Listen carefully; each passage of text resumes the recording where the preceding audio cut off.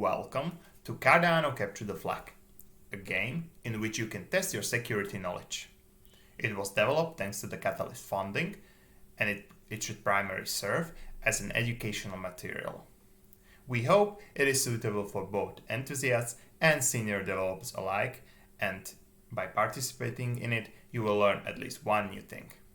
Accompanying this game, there is also a series of blogs detailing the most common vulnerabilities you can find in Cardano smart contracts. In this video, I will walk you through the basic setup and show you the solution to the zeroth task we prepared, Hello World. So let's jump right into it. This game is run locally on your computer. So first, you will need to go to this GitHub page and clone the repository. So let's clone the CTF repository. It will take some time because there are some videos you will need to download as well. So how does it work? There is a series of 11 tasks you want to solve. Each task consists of on-chain code and off-chain code. The on-chain code is written in ICANN, which is a language based on Rust, and you want to compromise this code. Either there's the lock UTXO, which is governed by the smart contract, and you want to unlock it and claim it for yourself, or you maybe want to deny the service of the smart contract or otherwise compromise it. The off-chain code, which is written in TypeScript using Lucid and Block1st API, serves for you to interact with the on-chain code. Right now, we will look into the zeroth task, Hello World, so we can set everything up. First thing you need to do is to install both Deno and ICANN. So let's look into it. There is this command we want to copy and install, and afterwards we see that we need to add these two lines into our bash rc. So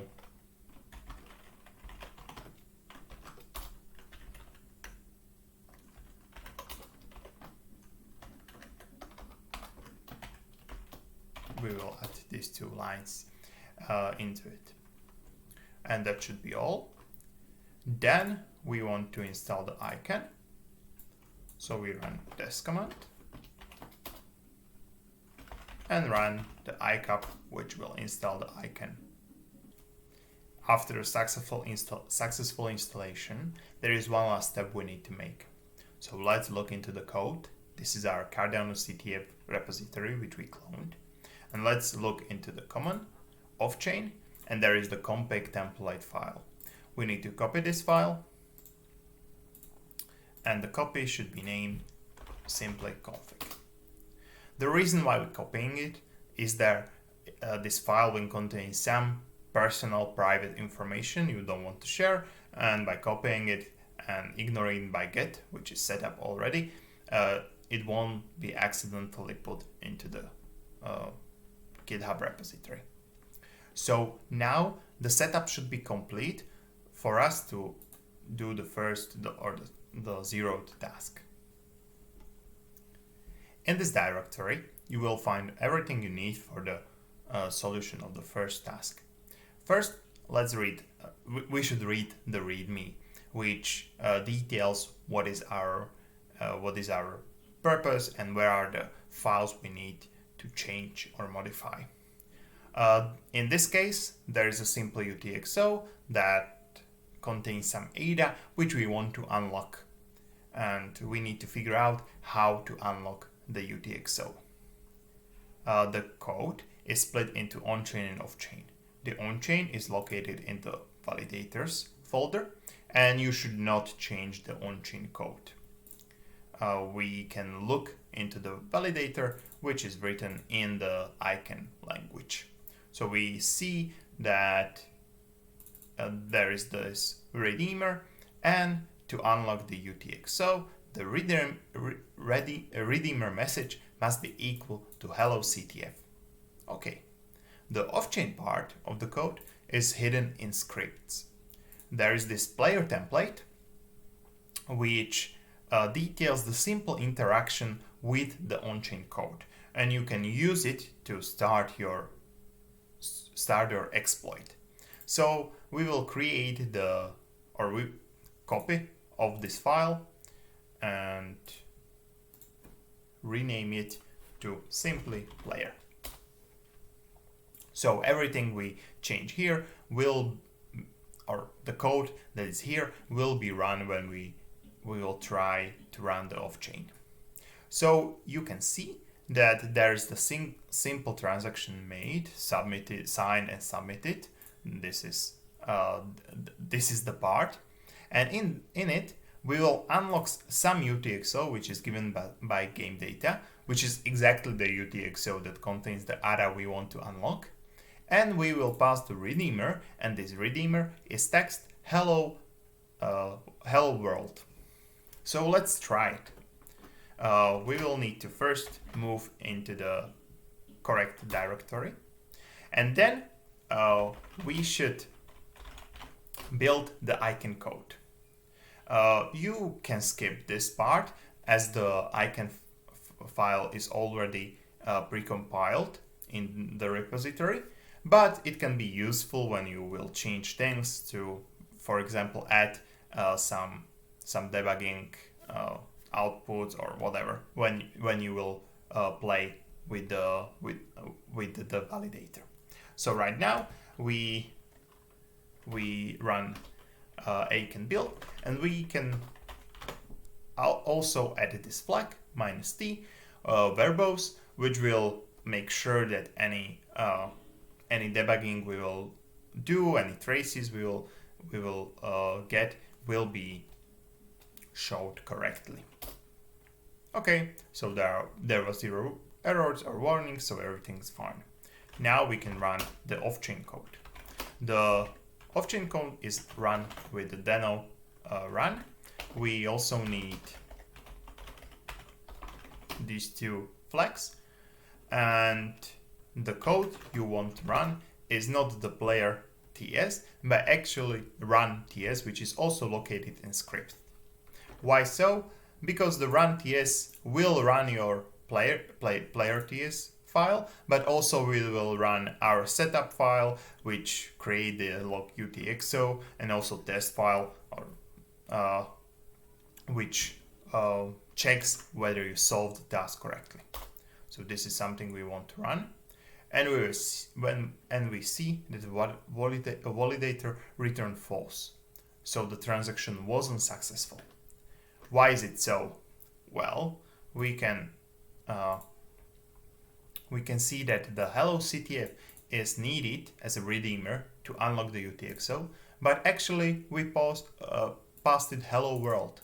So let's change it, and this is exactly what the UTXO expect to be unlocked. So we change the redeemer and rerun the code. We see that the test 1 passed and it was successful. But this is not all. The tests were only passed on an emulator, which is run locally, and it just emulates the chain. The actual chain is a bit different, and it's encouraged to try to run the tests on the testnet as well, at least for the experience of you interacting with the actual chain. But as we see, the testnet is not configured, so we need to finish the configuration. So let's look into the finishing the setup. For interacting with actual chain, we will use the testnet, which is basically the Cardano sandbox, so you won't burn your actual ADA or whatever. It is the place where you can experiment and play, which is exactly what we need for the Capture the Flag. So first, you need to generate your private key. So this is the command we want to use. And the keys were generated. You can find them in key.address and key.sk. The key address is something you can share publicly. It looks like this. But key, the secure key or private key is located here, and you should not share it with anyone. However, you need to put it into the config file in this place. So this is the place where the private key should go. The next thing is to create the BlockFlow register in BlockFirst API, so you have a means to interact with the testnet. So you will go to this site. You will need to log in using some of your credential, and then when you add a project, the BlockFirst API key will be generated for you. One last thing, when you will create a project in BlockFirst, don't forget to select the Cardano preview as your net, because this is where the CTF is run. Once again, you need to copy that BlockFirst API key in this here. The last thing is that you need to get your starting ADA, which you can use on a testnet. And this is really simple. You just want to find any faucet available and select for example, this one. Select that preview testnet is something which is we are using. We want to receive test ADA, and to which address, which is exactly what we have here in the key.address file. So we'll copy it here and request funds. The transaction was made. In a short while, the funds should be available for us. So I already filled my private key in the config. I copied the API key as well. So we can try to run. Let's move into directory and let's run the command once again. And we see that it passed on the emulator. Emulator is always the first one to pass, and only after successful tests are successful on the emulator, it is run on the testnet. And we see that setup is already in progress on the testnet. However, this takes some time